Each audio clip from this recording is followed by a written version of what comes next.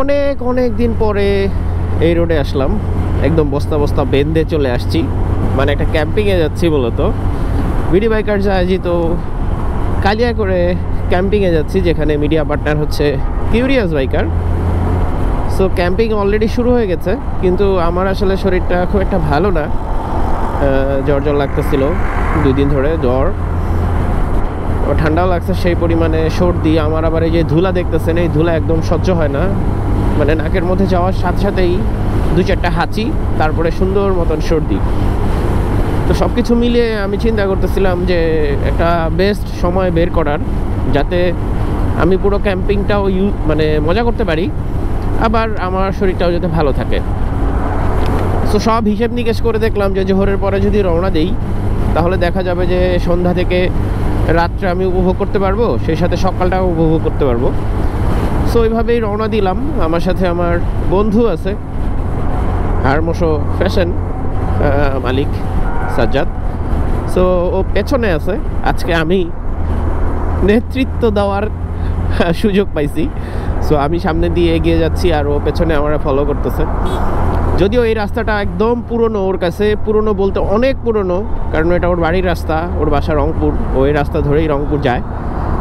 তারপরেও আমার আগে দিছে, জাস্ট হয়তো ফানটান করার জন্য আর কি, যে বন্ধু তুই চালা, দেখি তুই কেমন চালাস।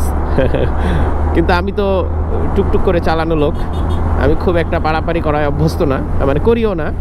আর ট্যুরে গেলে পারাপারি করলে আসলে শরীরে অনেক চাপ পড়ে। ট্যুরে গেলে একদম নিরিবিলি চুপচাপ চালাতে হবে। যেখানে ধরেন আপনার রাস্তা চাচ্ছে 100, সেখানে 100 খেলে দিবেন। যেখানে রাস্তা চাচ্ছে 60, সেখানে আবার 100 খেলতে যাবেন না, সেখানে 60-এই খেলবেন। সো অ্যাজ ইট ইজ আমি সেই কাজটাই করতেছি মাঝে মাঝে। ও আচ্ছা, একটা মজার কথা বলি আপনাদেরকে, আমি আমার এই বাইকে কিন্তু লিকিউমলির লাল বোতল, যেটা ফুল সিনথেটিক, 1550 টাকা, ওইটা আমি ঢুকাইছিলাম। সো এখন পর্যন্ত 32 কিলোমিটার, মানে সরি 3200 কিলোমিটার পর্যন্ত আমার বাইক চলতেছে। সো দেখা যাক কত কিলোমিটার পর গিয়ে আমার ইঞ্জিন নকিং শুরু করে। আমি মূলত ইঞ্জিন অয়েল চেঞ্জ করার ক্ষেত্রে সব সময় এইটা ফলো করি যে আমার ইঞ্জিন আসলে কি বলতেছে। আমি কখনোই কিলোমিটারের কথা চিন্তা করে মোটরসাইকেলের ইঞ্জিন চেঞ্জ করি না। ট্যুরে গেলে একটু দ্রুত চেঞ্জ করে ফেলি। সিনথেটিক ইঞ্জিন অয়েল, বাংলাদেশের সিনথেটিক ইঞ্জিন অয়েল, যেমন ধরেন ইয়ামাহা লুব আছে, সেটা আমি ইউজ করছি, নীল বোতল। তারপরে এই যে লিকিউমলি চালাইলাম, এর আগে নাই চালাইছি। সো যত ধরনের ইঞ্জিন অয়েল, মানে সিনথেটিক ইঞ্জিন অয়েল হয়, সবগুলাই কিন্তু আমি কোনোটাই 3000 কিলোমিটারের কমে চালাই নাই। এর আগে যে বাইক ছিল সেই বাইকেও কিন্তু 3000 প্লাস চালাইছি।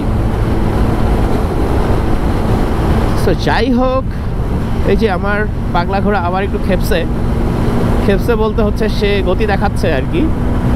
সো এইটাতে দেখা যাক, এইটাই মনে হয় লাস্ট ব্রিজ, যে ব্রিজটার পর আমি আসলে শফিপুরের দিকে ঢুকে যাব।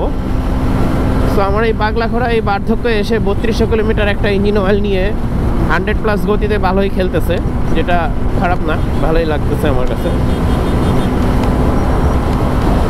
না, এইটা শেষ ব্রিজ না, এরপরে যে ব্রিজটা আছে সেটা থেকে নামার পরেই আমরা ডান দিকে চলে যাব। যাই হোক, সামনে একটা জ্যাম দেখতে পাচ্ছি। জ্যামের মধ্যে বকবক করতে হয়তো আপনাদেরও ভালো লাগবে না, আমারও ভালো লাগবে না। আর একটা মজার বিষয় নিয়ে কথা বলবো নেক্সট একটা ভিডিওতে। দেখা হচ্ছে নতুন কোনো রাস্তায় নতুন কোনো বিষয় নিয়ে। সে পর্যন্ত ভালো থাকবেন, সুস্থ থাকবেন, আল্লাহ হাফেজ।